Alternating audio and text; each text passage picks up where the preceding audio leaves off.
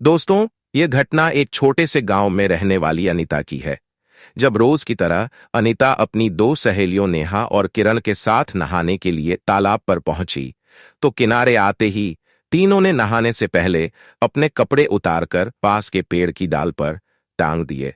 अनीता और उसकी सहेलियां निश्चिंत होकर पानी में डुबकियां लगाने लगीं। उसी समय एक चालाक बंदर वहां आ धमका। उसने नहाती हुई लड़कियों को देखा और तुरंत पेड़ पर चढ़कर उनके कपड़े उठाने लगा। जब लड़कियों की नजर बंदर पर पड़ी तो वे घबरा गईं। अब करती भी तो क्या? बंदर कपड़े लेकर पेड़ की ऊंची डाल पर जा बैठा। तब अनीता ने कहा, अरे ये क्या कर रहा है? हमारे कपड़े नीचे कर। बंदर बोला, ठीक है, मैं एक एक करके कपड़े दूंगा और जिससे कपड़े मिल जाएंगे वह यहां से चली जाएगी। अगर मेरी बात नहीं मानी तो सारे कपड़े लेकर भाग जाऊंगा। लड़कियों ने मजबूरी में उसकी शर्त मान ली। पहले नेहा और फिर किरण को कपड़े दिए गए। दोनों घर लौट गईं। अब तालाब किनारे अनीता अकेली रह गई। बंदर बोला, तेरे कपड़े तभी मिलेंगे जब तू मुझसे ब्याह करेगी। अनीता हैरान रह गई। यह कैसी बात कह रहे हो? यह कैसे संभव है? बंदर बोला। क्यों नहीं हो सकता? अनीता ने समझाया। क्योंकि तुम एक जानवर हो और मैं इंसान हूं। बंदर ने धमकी दी। तो फिर नंगे ही घर जाना होगा। सूरज ढलने ही वाला है, सोच ले। मजबूरी में अनीता ने शादी के लिए हामी भर दी। वहीं तालाब के किनारे उसका विवाह बंदर से हो गया। फिर अनीता बोली, तुमने मुझसे शादी कर ली, मगर मुझे रखोगे कहां? बंदर बोला, यहीं पास में मेरा घर है, वहां मेरी बूढ़ी मां रहती है, तुझे वहीं ले चलता हूं। बंदर उसे अपने घर ले गया। वहां पहुंचते ही अनीता ने कहा, मुझे भूख लगी है, तुम क्या खाते हो और मुझे क्या दोगे? बंदर बोला, मैं तो जब भूखा होता हूं किसी के भी घर से चोरी कर लेता हूं। अब तेरे लिए भी ज्यादा लाऊंगा। कुछ दिन ऐसे ही गुजर गए। जब भी बंदर बाहर जाता अनीता भागने की योजना सोचती, मगर उसकी बूढ़ी मां उस पर कड़ी नजर रखती। एक दिन बंदर बोला, आज तेरे लिए मछली लाऊंगा, एक घर में पकती देखी है, मैं अभी जाता हूं। अनीता ने सोचा, यही मौका है। बंदर जैसे ही गया वह भागने लगी, लेकिन बूढ़ी ने उसका पैर पकड़ लिया। अनीता समझ गई कि इसके रहते निकलना नामुमकिन है। गुस्से में उसने बूढ़ी को मार डाला और उसके चेहरे की खाल उतारकर बोरी में डाल दी। फिर घर के पीछे गड्ढा खोदकर गाड़ दिया। उधर बंदर मछली चुराकर घर लौट रहा था। उसे मां की मौत का जरा भी अंदेशा नहीं था। इधर अनीता ने बूढ़ी का चेहरा पहन लिया और खाना बनाने लगी। बंदर आया और पूछा, मां, मेरी पत्नी कहाँ है? दिख नहीं रही। अनीता बूढ़ी के भेष में बोली, मुझे क्या पता, कहीं बैठी होगी, जाकर ढूंढ ले। बंदर ने हर जगह ढूंढा, लेकिन पत्नी का पता न चला। गुस्से में उसने मां से फिर पूछा, सच बता, वह कहाँ गई? अनीता ने चालाकी से कहा, मुझे क्या पता, हो सकता है जैसे तेरे साथ आई थी वैसे किसी और के संग चली गई हो। यह सुनकर बंदर आदबूला हो गया और मां को पीटने लगा। अनीता अंदर ही अंदर मुस्कुराई, क्योंकि यही उसका इरादा था। बंदर ने कहा, जब तूने मेरी पत्नी को भगा दिया तो अब यहां रहकर क्या करेगी? निकल जा। इस तरह बूढ़ी का रूप धरे अनीता वहां से निकल गई और सीधी अपने घर लौट आई। वहां उसने अपने 5 भाइयों धीरज, लोकेश, अजय, सतीश और रमेश को पूरी घटना सुनाई। बहन की बात सुनकर भाइयों का खून खौल उठा। धीरज बोला, बहन चिंता मत कर, उस धूर्त बंदर को मैं ऐसी सजा दूंगा कि वह फिर कभी किसी लड़की को धोखा नहीं देगा। सभी भाई हथियार उठाकर अनीता के साथ बंदर को ढूंढने निकले। वे उसके घर पहुंचे, मगर वहां कोई न था। अजय बोला, कहाँ है वो? अगर मिला तो तुरंत खत्म कर दूंगा। अनीता बोली, शायद भाग गया होगा, बहुत चालाक है, हमारे आने का उसे पता चल गया होगा। लोकेश ने कहा, ठीक है, लेकिन वह मुझसे नहीं बच पाएगा। आज नहीं तो कल मैं उसे ढूंढकर मार ही डालूंगा। समय बीतता गया। इसी दौरान अनीता को पता चला कि वह गर्भवती है। यह सुनते ही उसके भाई भड़क उठे। सतीश बोला, क्या तू इस बच्चे को जन्म देगी, जानते हुए कि यह बंदर की औलाद है? अनीता ने दृढ़ता से कहा, भैया, चाहे जैसा भी हो, यह मेरा बच्चा है। मां कभी अपने बच्चे को मार नहीं सकती। फिर वह दिन आया जब अनीता ने एक बंदर बच्चे को जन्म दिया। भाई यह देखकर खुश नहीं थे, बल्कि मौका तलाशते रहते कि कैसे उसे खत्म कर दें। बंदर बच्चा धीरे धीरे बड़ा होने लगा। अनीता हमेशा डर में रहती कि कहीं भाई उसे न मार डालें। एक दिन जब अनीता भाइयों को भोजन परोस रही थी, तभी बंदर बच्चा भी थाली लेकर उनके बीच आ बैठा। यह देखकर रमेश भड़क उठा और बोला, इसे कहो, अगर घर में रहना है तो हमारे संग कभी न बैठे, नहीं तो अभी गोली से उड़ा दूंगा। यह सुनकर बंदर बच्चा उदास होकर घर से बाहर चला गया। अनीता उसके पास गई और बोली, तुम चिंता मत करो मेरे लाल, जब तक मैं हूं तुम्हें कोई नुकसान नहीं पहुंचा सकता। लेकिन अब तुम्हें मेरी एक बात माननी होगी। तुम अब जंगल चले जाओ और वहीं रहना जैसे तुम्हारे पिता रहते हैं। तब बंदर बोला, ठीक है मां, मैं चला जाता हूं, लेकिन अगर तुम्हारी बहुत याद आए तो मैं क्या करूंगा?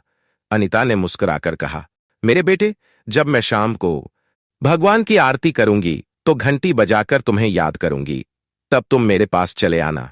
बंदर ने मां की बात मान ली और जंगल की तरफ निकल पड़ा।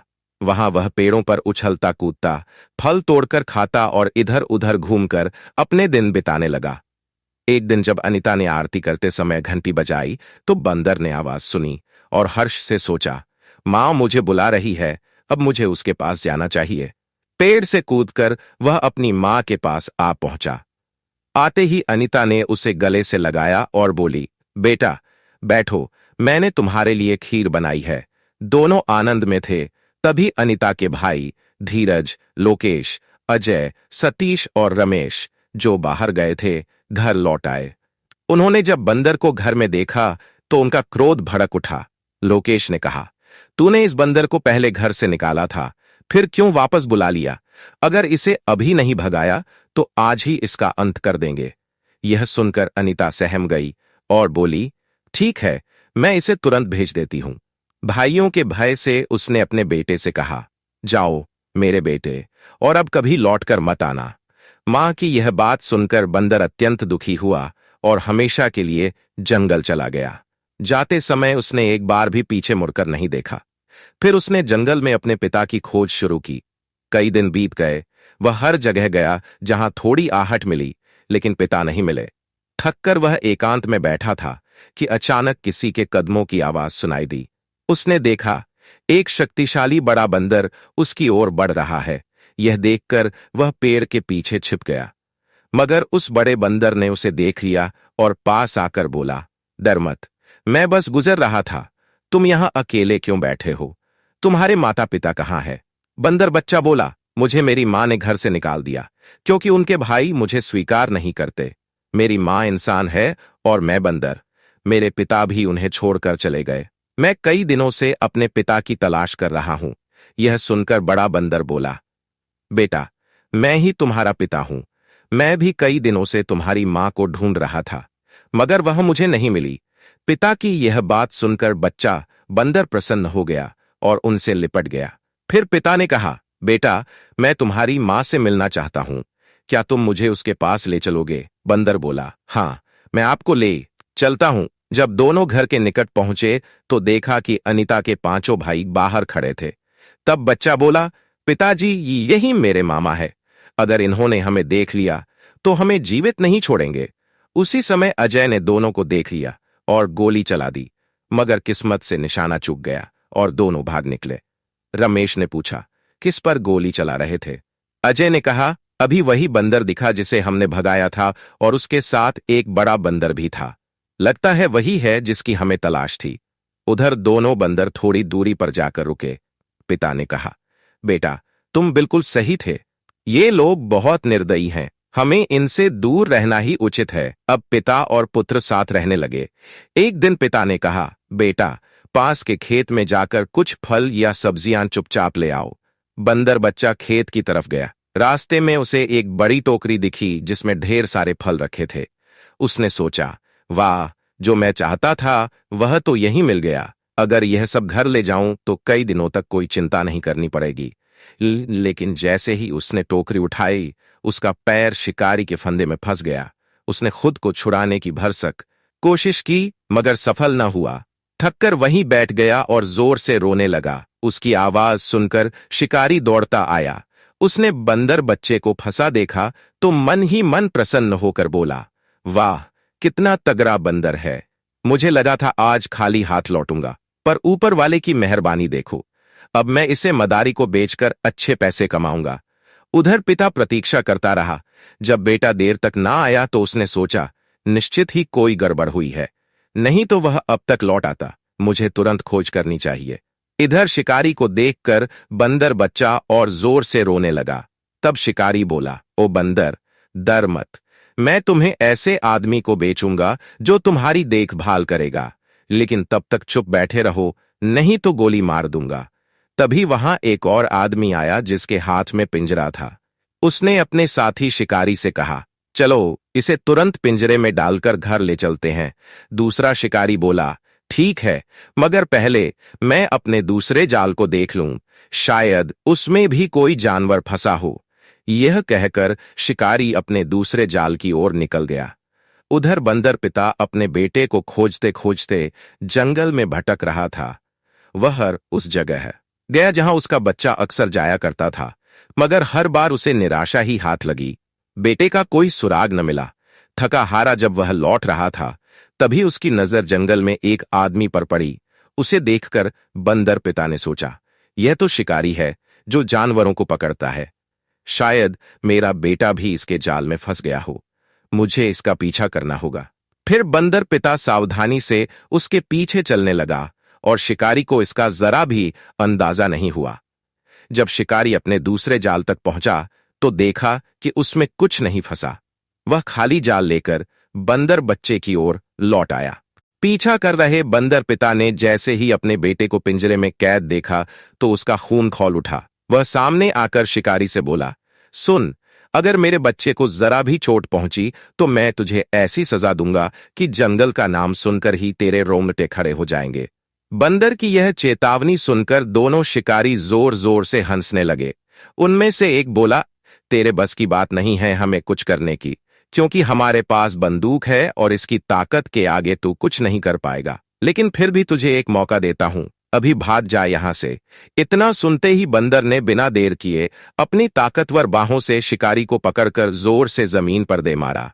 तभी मौके का फायदा उठाकर दूसरे शिकारी ने गोली चला दी, लेकिन बंदर तेजी से बच निकला और उस पर टूट पड़ा। देखते ही देखते उसने दूसरे शिकारी को भी पटक दिया। अब दोनों शिकारी बेहोश होकर पड़े थे। बंदर पिता ने तुरंत अपने बेटे को पिंजरे से बाहर निकाला। बाहर आते ही बच्चा पिता से लिपटकर रो पड़ा। इतने में और शिकारी वहां आ पहुंचे। उन्होंने जैसे ही अपने साथियों को बेहोश देखा, तुरंत समझ गए कि यह सब बंदरों की वजह से हुआ है। बस फिर क्या था, सबने मिलकर गोलियां बरसानी शुरू कर दी। अपनी जान बचाने के लिए दोनों बंदर वहां से तेजी से भागे और सीधे अपने घर लौट आए। घर पहुंचकर बंदर पिता ने बेटे से पूछा, तो बेटा, आज इस घटना से तुमने क्या शिक्षा ली? बंदर बच्चा बोला, पिताजी, हमें कभी भी लालच में नहीं पड़ना चाहिए। लालच कई बार जान तक ले सकता है। मैं वादा करता हूं कि अब कभी लालच में आकर रास्ते में रखी किसी भी चीज को हाथ नहीं लगाऊंगा। इतने में शिकारी उनका पीछा करते करते उनके घर तक पहुंच गए। एक बोला, लगता है यही इनका ठिकाना है, आज तो इन्हें जिंदा नहीं छोड़ेंगे। तू ऐसा कर, घर के चारों ओर बारूद बिछा दे और इशारा करना, मैं मशाल फेंककर इसे उड़ा दूंगा। योजना के मुताबिक दूसरे शिकारी ने घर के चारों ओर बारूद फैला दिया और काम पूरा होते ही साथी को संकेत दिया। उसने जलती मशाल बारूद पर फेंकी और जोरदार धमाके के साथ पूरा घर राख हो गया। शिकारी जोर जोर से हंस पड़े। उन्हें लगा कि बंदर और उसका बच्चा भी खत्म हो गए। लेकिन जब शिकारी बारूद बिछा रहे थे, तभी बंदर पिता खतरे को भांप चुका था। घर के भीतर बनी सुरंग से वह अपने बेटे को लेकर जंगल की ओर निकल गया और दोनों सुरक्षित बच निकले। बंदर पिता ने कहा, मुझे पहले से अंदेशा था कि ये लोग ऐसा ही करेंगे, इसलिए पहले से ही तैयारी कर रखी थी। अब हम यहीं नया घर बनाएंगे। फिर दोनों बंदरों ने लकड़ियां इकट्ठी करनी शुरू की। बेटे ने लकड़ियां लाकर जमा की और पिता ने उन्हें जोड़कर एक सुंदर सा घर तैयार कर दिया। जब बंदर बच्चा लौटा और नया घर देखा तो खुशी से उछल पड़ा और बोला, वाह पिताजी, यह तो अद्भुत घर है। क्या अब हम यहीं रहेंगे? बंदर पिता बोला, हाँ बेटा, आज से यही हमारा घर होगा। दोनों पेड़ की डाल पर बैठकर जंगल का दृश्य देख रहे थे कि अचानक बच्चा रोने लगा। पिता ने पूछा, क्या हुआ बेटा, क्यों रो रहे हो, क्या घर अच्छा नहीं बना? बंदर बच्चा बोला, घर तो बहुत सुंदर है, लेकिन मुझे माँ की याद आ रही है। माँ हमेशा मुझे गोद में रखती थी, मेरे साथ खेलती थी, बहुत स्नेह करती थी, और जब भी मेरे मामा मुझे डांटते, माँ मेरे लिए उनसे भिड़ जाती थी। अब न जाने माँ कैसी होगी। मेरा मन कर रहा है कि मैं उनसे मिलूं। बंदर पिता ने बेटे को दिलासा देते हुए कहा, रो मत मेरे लाल, कल ही मैं तुम्हें तुम्हारी माँ से मिलवाऊंगा, चाहे इसके लिए मुझे अपनी जान क्यों न देनी पड़े। अगले दिन वह बेटे को लेकर उसकी माँ के पास गया। घर के पास पहुंचते ही देखा कि वहां कोई नहीं है। दोनों धीरे धीरे बढ़े। घर में किरण भगवान की पूजा कर रही थी। उसने जैसे ही अपने बेटे को देखा तो खुशी से झूम उठी और बोली, मेरे बच्चे, तुम आ गए। मैंने तो सोच लिया था कि अब तुम कभी नहीं लौटोगे। बंदर बच्चा बोला, माँ बाहर चलो, आपसे कोई मिलने आया है। बंदर बच्चा अपनी माँ किरण का हाथ पकड़कर बाहर ले आया। बाहर आते ही किरण ने अपने बंदर पति को देखा तो दंग रह गई। वह कुछ कह पाती तभी उसके 5 भाई धीरज, लोकेश, अजय, सतीश और रमेश बंदूक ताने वहां आ खड़े हुए।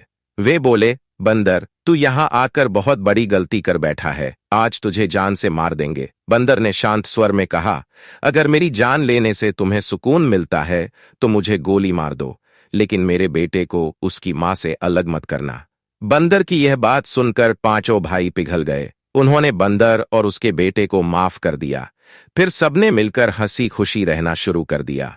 दोस्तों, आप ये वीडियो कहां से देख रहे हैं? Delhi, Mumbai, Kolkata, Chennai, Dubai, London, Australia या अमेरिका से?